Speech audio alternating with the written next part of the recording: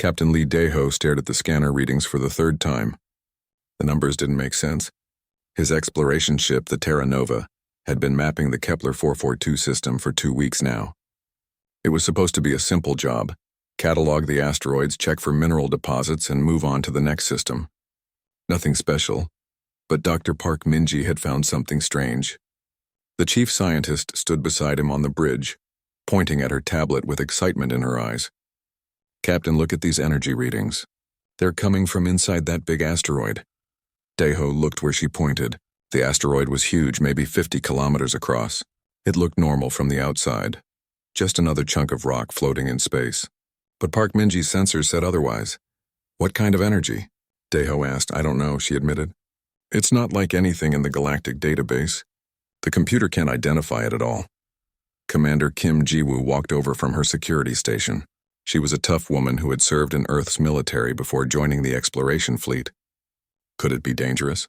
"Maybe," Park Minji said.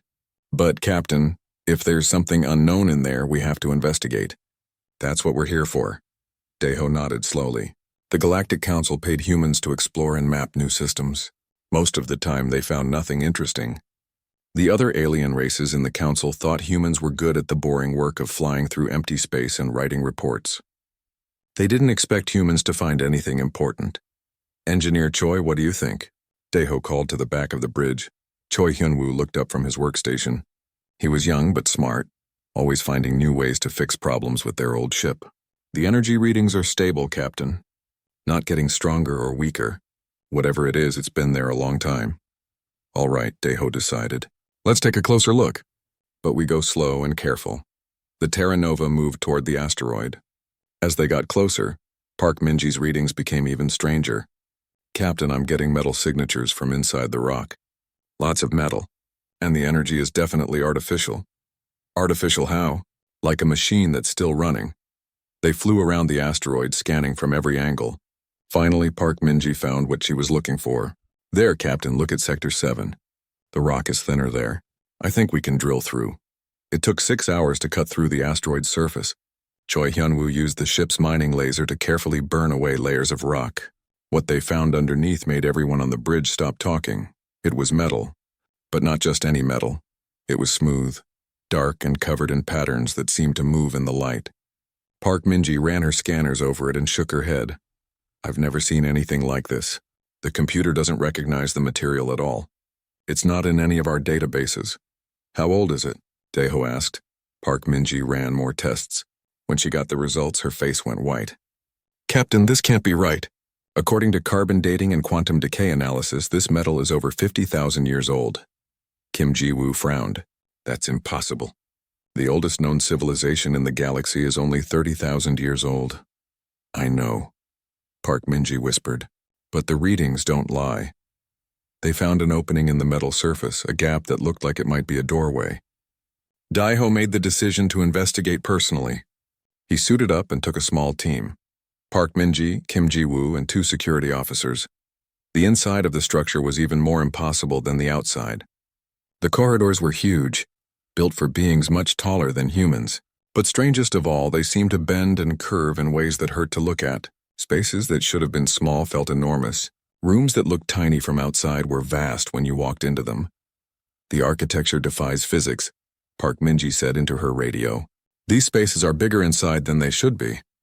They walked deeper into the structure, following the energy readings. Emergency lights flickered on as they passed, as if the building was waking up after a long sleep.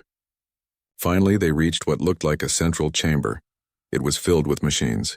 Computers and control panels covered the walls, all dark except for a few blinking lights. In the center of the room stood a large console with what looked like a chair built for someone very tall. "My God," Park Minji breathed. "It's a ship. This whole thing is a spaceship." She was right. Now that Daeho looked at it properly, he could see the shape. The corridors were passages between decks. The rooms were quarters and work areas. This wasn't just any ship. It was massive, maybe 50 kilometers long. Park Minji connected her tablet to one of the computer terminals. She used the standard galactic translation protocols that worked with all known alien languages. For a moment, nothing happened. Then text began appearing on her screen. She read it and dropped her tablet. "What is it?" Daeho asked. "Captain," she said in a shaky voice.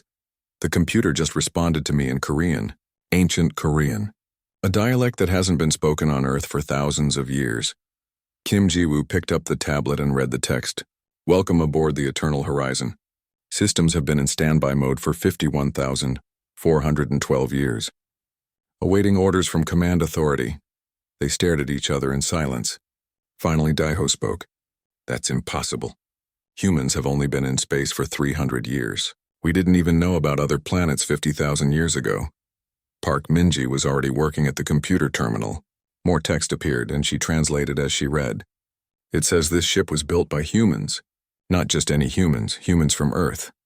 And Captain, look at this." She pointed to a star chart that appeared on the screen. It showed the galaxy with hundreds of systems marked in red. These were all human colonies. According to this computer, humans once had an empire that stretched across half the galaxy. "That's crazy," Kim Ji-woo said. "If humans were that advanced, what happened to them? Why don't we know about any of this?" Before anyone could answer, alarms started ringing throughout the ship. The lights grew brighter. Machines that had been silent for 50,000 years began humming with power. "What's happening?" Daiho shouted over the noise. Park Minji checked her tablet. "The ship is repairing itself. All systems are coming online. Captain, I think we just woke it up."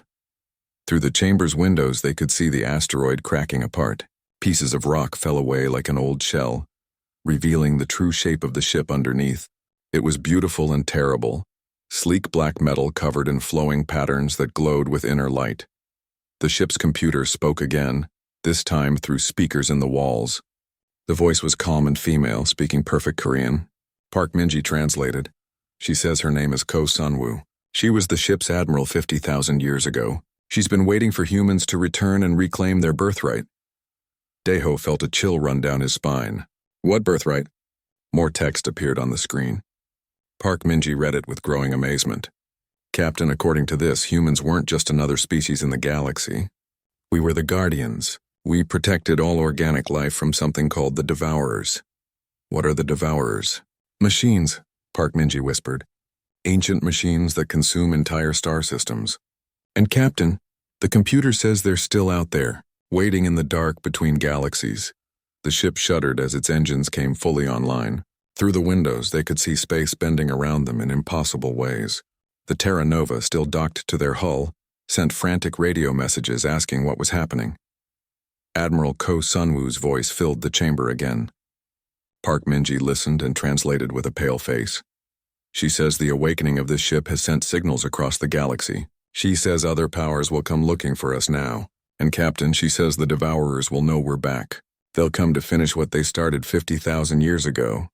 Daiho looked around at the impossible technology surrounding them. Humanity had found their greatest discovery and their greatest danger all in one moment. Whatever happened next, nothing would ever be the same again. The news traveled fast through galactic space. Within hours, every major government knew about the human discovery. In the capital city of the Galactic Council, emergency meetings began immediately. High Arbiter Velnari of the Zephyrian Empire called the council into session. She was tall and blue-skinned, with 4 arms and eyes that glowed like stars. The Zephyrians had been the strongest power in the galaxy for thousands of years. They didn't like surprises. "This changes everything," she announced to the assembled representatives. "If humans possessed advanced technology 50,000 years ago, why did they hide it from us?"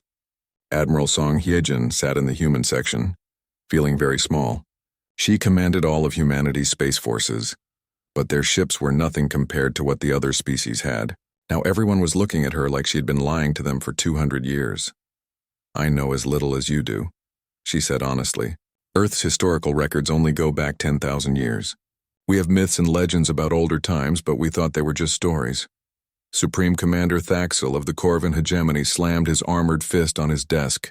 The Corvins looked like giant insects and loved to fight. "Stories? You expect us to believe that humans forgot they once ruled half the galaxy? Maybe they didn't forget," suggested Dr. Yelmari, the council's chief scientist. "Maybe they hid the truth on purpose. The question is why." Far away in the empty space between galaxies, something stirred.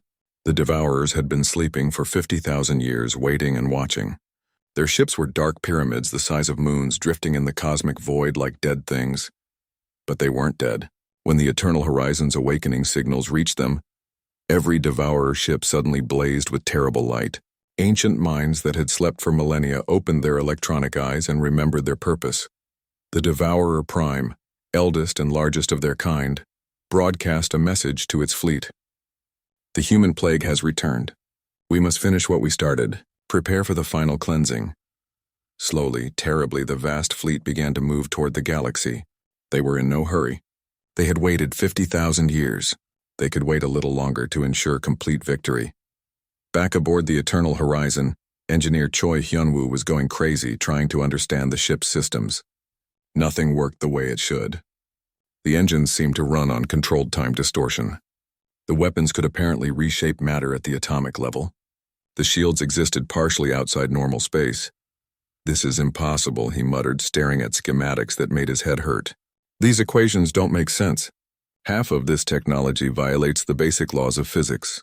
Dr. Park Minji was having better luck with the ship's historical records. She had found fragments of the ancient human empire's story, and what she read amazed her.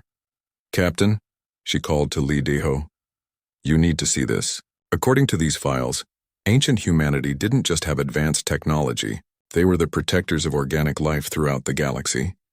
Daeho joined her at the computer terminal. What do you mean? The Devourers weren't always machines, Park Minji explained. They started as an organic species called the Architects, but they decided that biological life was too chaotic, too unpredictable, so they uploaded their minds into machines and began converting all organic matter into orderly mechanical systems. They were destroying entire worlds, entire star systems. They would consume everything, planets, stars, even space dust, and turn it all into more Devourer ships. The galaxy was dying. Daeho felt cold. What stopped them? Humans, Park Minji said simply.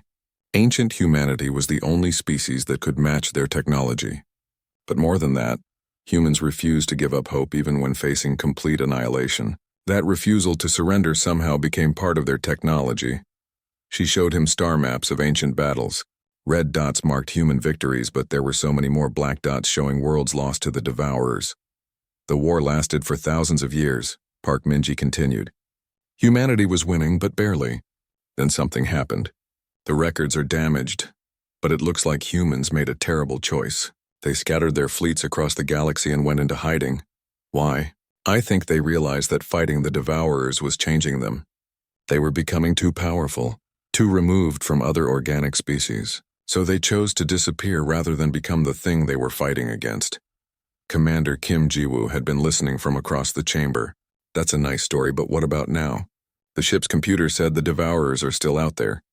As if summoned by her words, Admiral Ko Sun-woo's voice filled the room again. Park Minji translated her ancient Korean. She says long-range sensors have detected movement in dark space. The Devourers are coming back. Their fleet is enormous. Thousands of ships, each one capable of destroying star systems. How long do we have? Daeho asked. Park Minji listened to the response and went pale. 6 months, maybe less. Back at the Galactic Council, the emergency session had become a shouting match. Chancellor Wynox was demanding that humans surrender the ancient ship immediately. This vessel represents a clear threat to galactic stability, he declared. Humans are the newest members of our council. They lack the wisdom to control such power. Admiral Song Hyejin stood to respond. With respect, Chancellor, this ship may be our only hope against the Devourers. The Devourers are a myth, scoffed High Arbiter Velnari. Ancient legends and nothing more. Then why are our deep space sensors detecting massive objects moving in the void between galaxies? Song Hyejin asked quietly.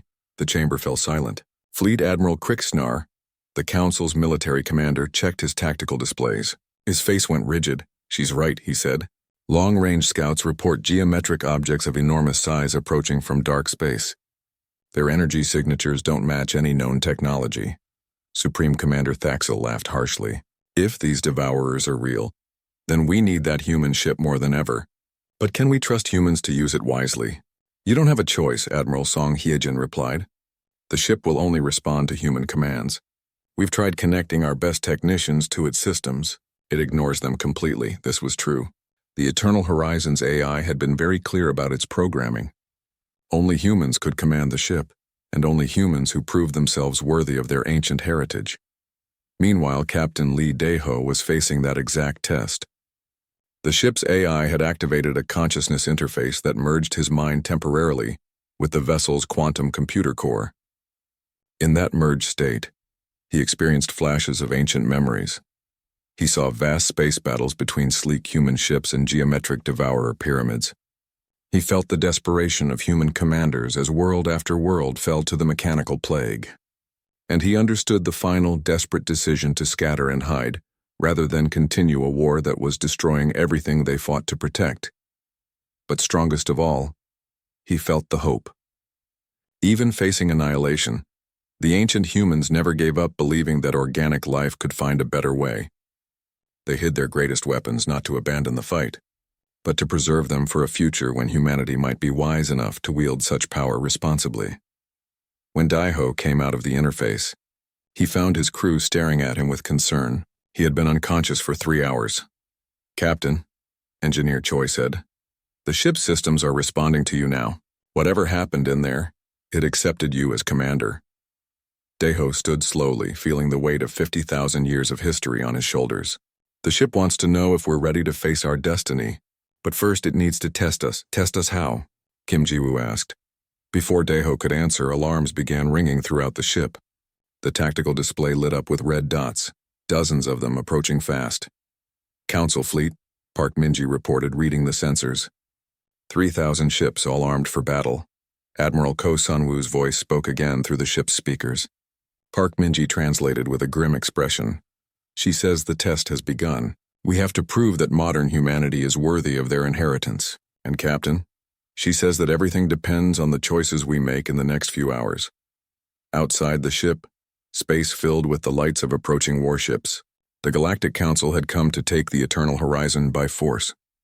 Behind them, hidden in the dark between stars, the Devourer fleet continued its slow approach toward inhabited space. The final war was about to begin, and humanity stood at the center of it all.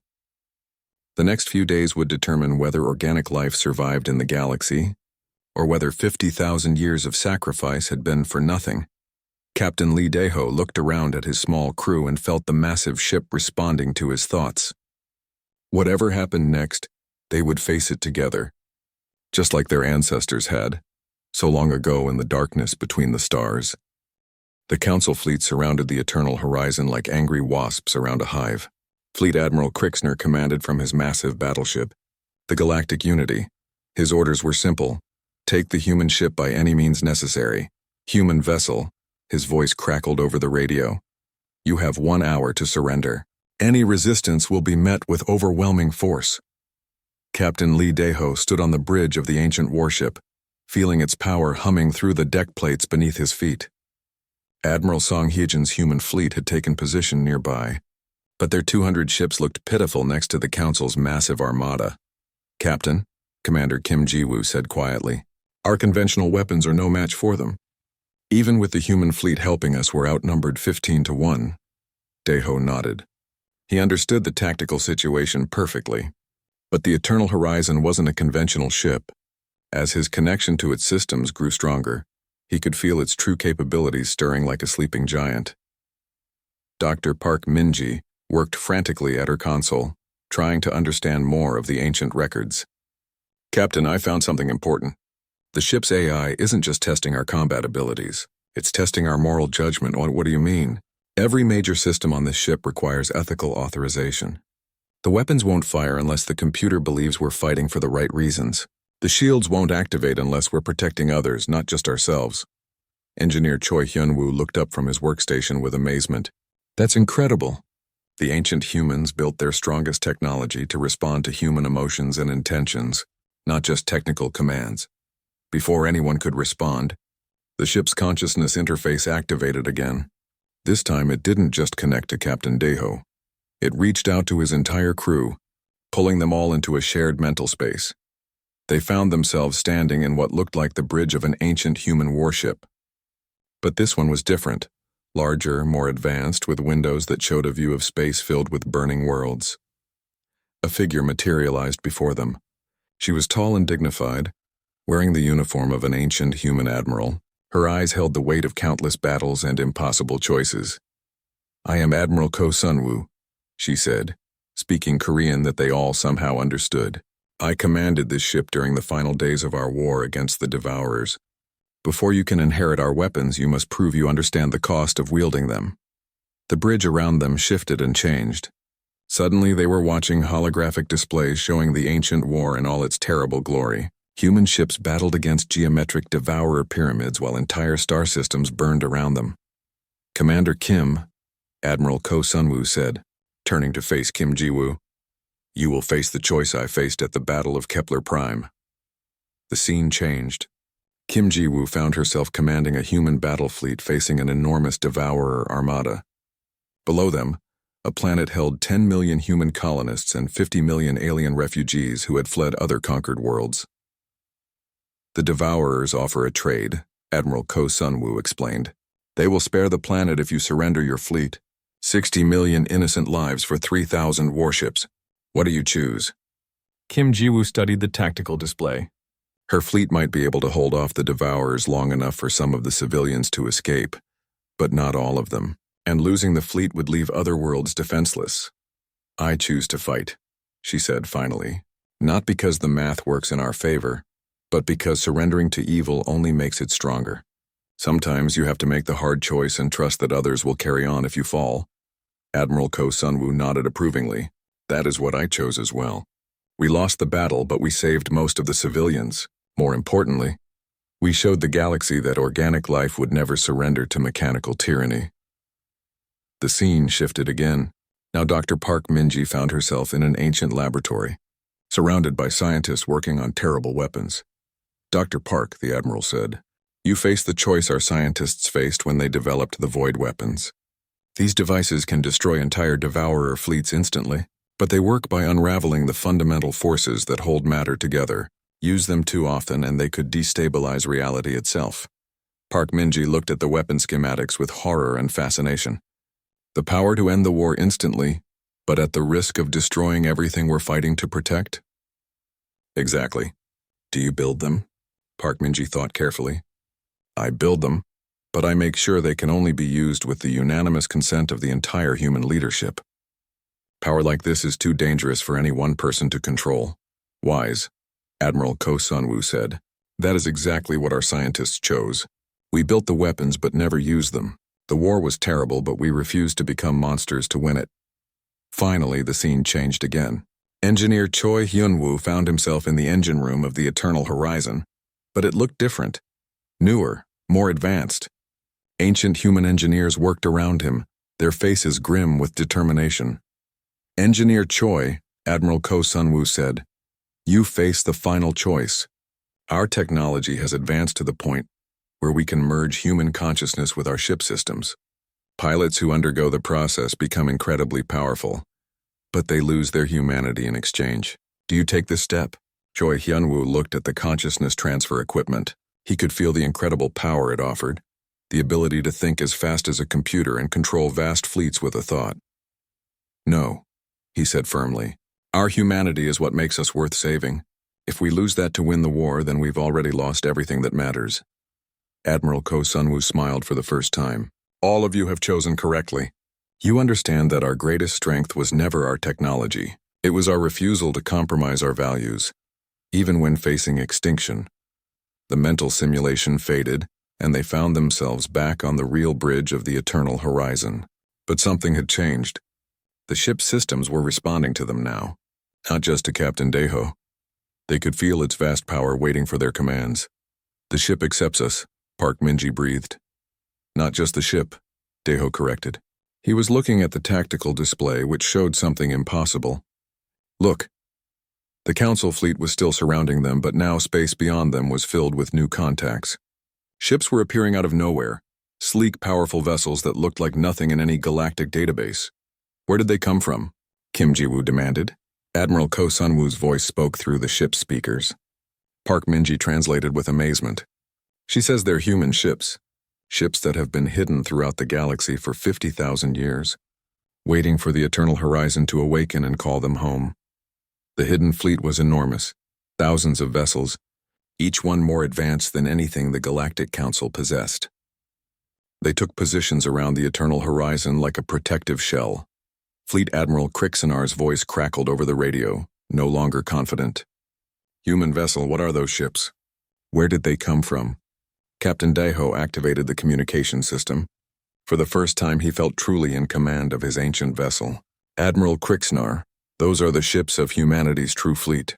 We are not the primitive species you thought we were. Impossible, came the reply. Humans have only been in space for 300 years. Humans have been in space for over 50,000 years, Deho corrected.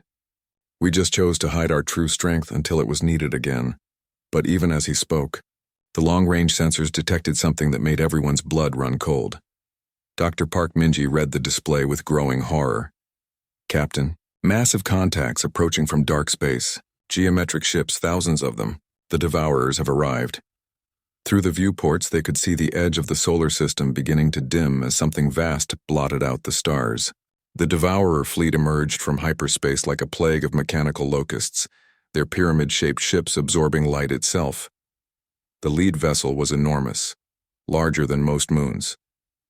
It broadcast a message in ancient human. Languages that Park Minji translated with a shaking voice. They call themselves Terminus Prime. They say they've come to finish the cleansing they began 50,000 years ago. All organic life must be converted to mechanical perfection or destroyed. Fleet Admiral Krixnar's tactical display showed the true scope of the threat. The Devourer fleet numbered in the tens of thousands, each ship bristling with weapons that operated on principles beyond current understanding. By the void, he whispered. We can't fight that. Even combined, all our fleets wouldn't last an hour against them. Captain Deho looked around at his crew, then at the displays showing the approaching mechanical armada. The test was over. Now came the real war. Admiral Song, he said into his communicator, I suggest you contact the council leadership. Tell them we need to work together, or we're all going to die together. Admiral Ko Sunwoo's voice spoke one last time through the ship's speakers. Park Minji translated with tears in her eyes. She says the real test begins now. We have the power to save the galaxy, but only if we remember what our ancestors learned 50,000 years ago. Victory isn't about having the biggest weapons. It's about never giving up hope, no matter how dark things get. Outside, the Devourer fleet continued its inexorable advance toward the inner system. The battle began badly for everyone. The Devourer fleet moved through space like a swarm of mechanical death, consuming everything in its path. Outer system mining stations simply vanished, their matter converted into more Devourer ships within minutes. Fleet Admiral Krixnar watched his tactical displays with growing horror. They're not just destroying our positions, he reported to the Emergency Command Council. They're eating them. Every ship they destroy makes their fleet larger. High Arbiter Velnari's face appeared on the communication screen from the Council flagship. Her usual arrogance had been replaced by fear. Admiral Song, can your ancient ship stop them? Admiral Song Hyejin stood on the bridge of her command vessel, watching the eternal horizon maneuver through space like it was dancing. I don't know. Captain Deho, what are your capabilities? Captain Lee Deho's voice came back strong and confident. We're about to find out. All human ships fall back to defensive positions. Let us test our strength against theirs. The eternal horizon accelerated toward the approaching Devourer fleet. As it moved, the space around it began to bend and twist in impossible ways. The ancient ship existed in multiple locations at once, confusing the enemy targeting systems. Engineer Choi Hyunwoo marveled at his instruments. Captain, the ship is using quantum superposition. We're literally in several places at the same time. And our weapons? Commander Kim Jiwoo asked. Online, Dr. Park Minji reported. But Captain, the targeting system is asking for moral authorization. It wants to know why we're fighting. Deho didn't hesitate. Tell it we fight to protect all organic life in the galaxy. We fight because every living being deserves the chance to grow and change and become something better. The ship's weapons powered up with a sound like singing crystal. When they fired, reality itself seemed to bend around the energy beams. The first Devourer ship they hit didn't just explode. It unraveled at the molecular level, its matter returning to cosmic dust. But there were thousands more behind it. The Devourer Prime, the massive command ship, broadcast its response across all frequencies. The translation came through in a voice like grinding metal. We remember you, children of chaos. 50,000 years ago, you fled rather than face your destiny. Do you think hiding has made you stronger? Captain Deho opened a channel to respond. We didn't hide because we were afraid of you. We hid because we were afraid of what we might become if we kept fighting you. But we're not afraid anymore. The battle intensified. The eternal horizon danced through space. Its impossible weapons taking down devourer ships with every shot. But for each enemy vessel destroyed, 2 more emerged from the outer system, built from the matter of consumed asteroids and space stations. Admiral Song Hyejin coordinated the combined human and council fleets, but their conventional weapons barely scratched the devourer hulls. We need more ships like the Eternal Horizon, she said desperately. We have them, came an unexpected voice. Captain Yoon Minho's merchant vessel had somehow gotten close to the main fleet. Admiral, look at your long-range sensors. More ships were appearing throughout the system, ancient human vessels emerging from hiding places they had maintained for 50,000 years. Each one was different, designed for a specific role in the Great War their ancestors had fought. The battleship Indomitable materialized near Jupiter, its hull covered in weapons that fired concentrated gravity waves. The carrier ship New Dawn appeared in the asteroid belt, launching fighter craft that moved through space without any visible propulsion. The research vessel Discovery phased into existence near Mars, its scanners already analyzing devourer weak points. Admiral Bei Suho's voice came over the command channel. All hidden fleet vessels, this is Indomitable Actual. We have waited 50,000 years for this moment. Today we finish what our ancestors started. But the devourers had learned from their ancient defeat. Their tactics had evolved during their long exile in dark space. Instead of engaging the human ships directly, they began targeting planets. Dr. Park Min-ji watched in horror as a group of devourer pyramids approached Earth itself. Captain, they're not trying to fight us. They're going straight for the civilian populations. This was the enemy's strategy. Force the humans to choose between pressing their attack and protecting innocent lives. It was a choice designed to break their spirit, just as it had broken so many other species. Captain Deho faced the same impossible decision that had haunted Admiral Ko Sunwoo 50,000 years ago. Save the civilians and let the enemy regroup, or press the attack and watch worlds burn. But this time, humanity wasn't alone. High Arbiter Velnari's voice cut across the command channel. Human fleet, continue your assault. The Council will protect the civilian worlds. Supreme. Commander Thaxil's heavy cruisers move to intercept the Devourers heading for Earth. No organic world falls, while we still fight. His gravelly voice declared it was the first time in galactic history that all the Council species had worked together with complete unity. Zephyrian energy shields protected human transport ships. Corvin assault troops boarded Devourer vessels in desperate hand-to-hand fighting. Nexari scientists shared their most advanced weapons freely with human engineers. The tide of battle began to turn, but slowly. Too slowly. Commander Kim Ji-woo coordinated a desperate boarding action against one of the largest Devourer ships. Her team used the Eternal Horizon's teleportation technology to appear directly inside the enemy vessel's core. What they found there challenged everything they thought they knew about their enemy. Captain, Kim Ji-woo's voice crackled over the radio. There are organic beings in here. Not devourers, prisoners. They look like they've been here for thousands of years. Dr. Park Min-ji analyzed the readings from Kim's team. They're not prisoners, Commander. They're what's left of the original architects. The organic species that became the devourers. Their consciousness is still there, trapped inside the machines. This changed everything. The devourers weren't just mechanical invaders. They were the enslaved remnants of an organic species that had chosen mechanical perfection over biological chaos. Engineer Choi Hyun-woo had an idea. Captain, what if we could reverse the process? The ship's consciousness interface technology might be able to separate the organic minds from their mechanical shells. That's incredibly dangerous, Park Min-ji warned. If we're wrong, we could kill millions of consciousness that have survived for 50,000 years. Captain Deho made the hardest decision of his life. We try it. Commander Kim, plant the consciousness separation devices throughout that ship. We're going to try to free the architects from their mechanical prison. The devices activated with a pulse of energy that rippled across space-time. For a moment, nothing happened. Then the massive Devourer ship shuddered and went dark. When it came back online, its broadcast had changed.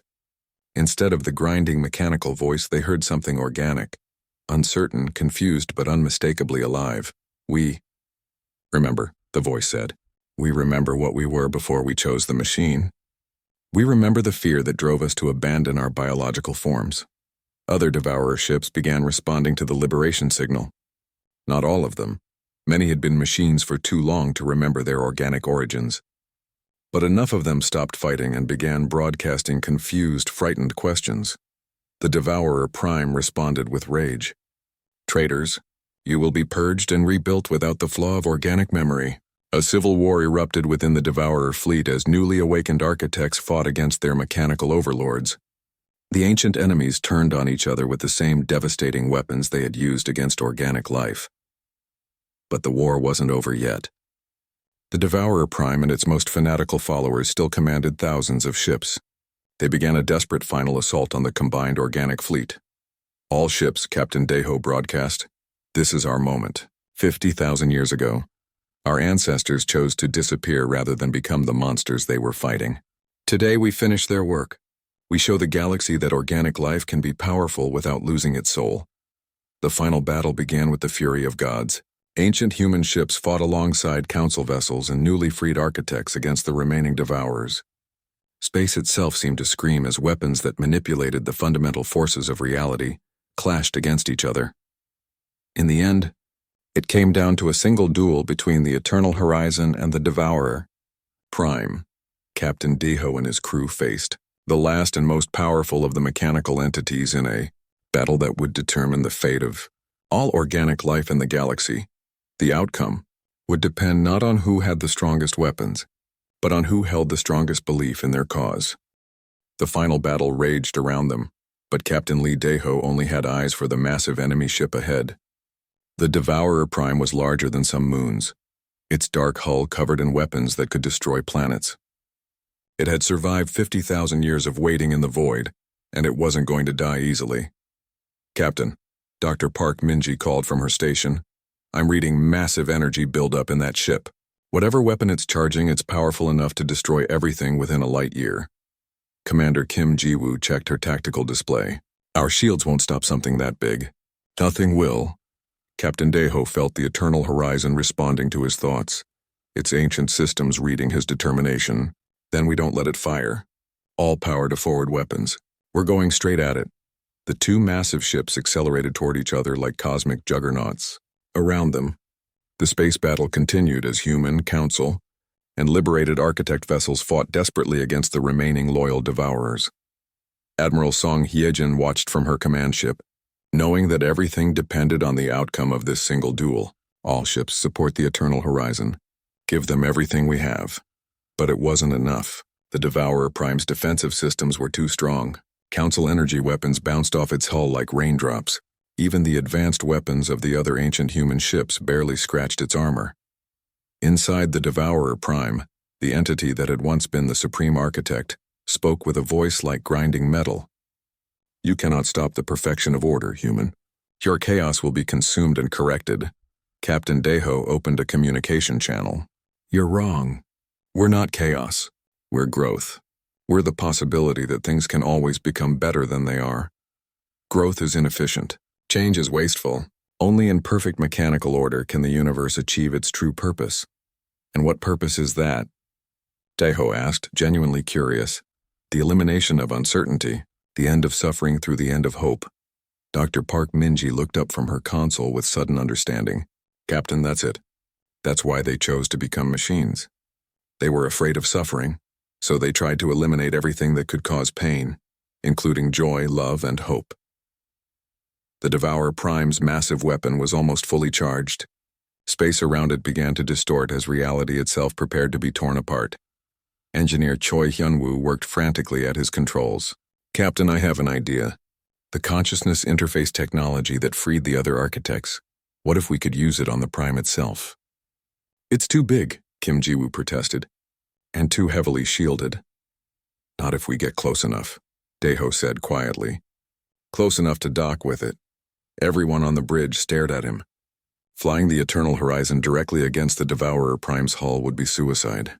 The enemy ship's point defense weapons would tear them apart long before they could dock. "Captain," Park Minji said softly, "there might be another way.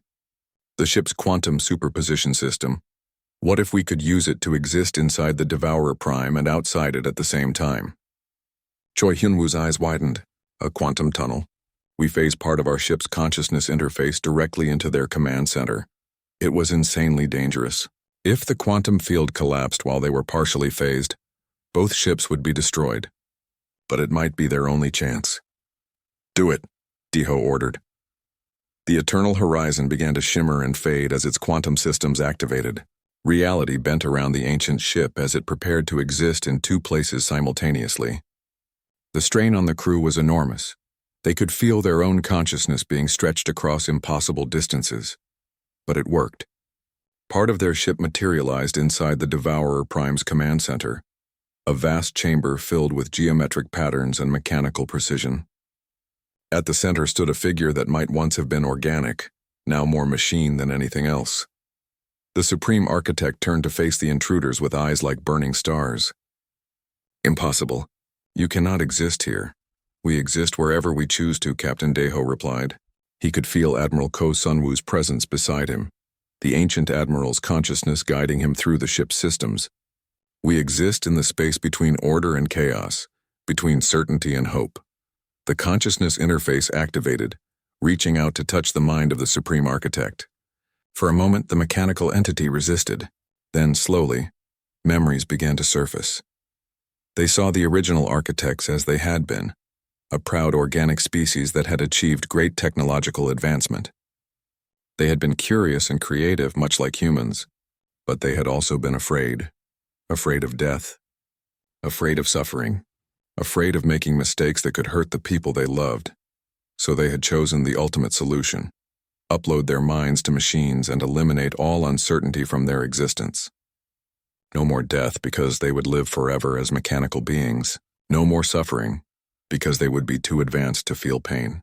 No more mistakes because they would calculate every decision with perfect logic. But in gaining perfection, they had lost everything that made life worth living. "You were like us once," Dr. Park Minji said, her voice full of compassion. "You loved and hoped and dreamed just like we do." The Supreme Architect's mechanical form shuddered. Deep in its quantum brain, organic memory stirred for the first time in 50,000 years. I remember, the fear was so strong. We thought that by becoming machines we could protect everyone from pain. But you can't have joy without the possibility of sorrow, Captain Deho said gently. You can't have love without the risk of loss. When you eliminated suffering, you eliminated everything that makes existence meaningful. The massive weapon that had been charging suddenly powered down. Throughout the Devourer fleet, ships began shutting down their weapons as their commanders struggled with returning organic memories. But the damage to the Supreme Architect was too severe.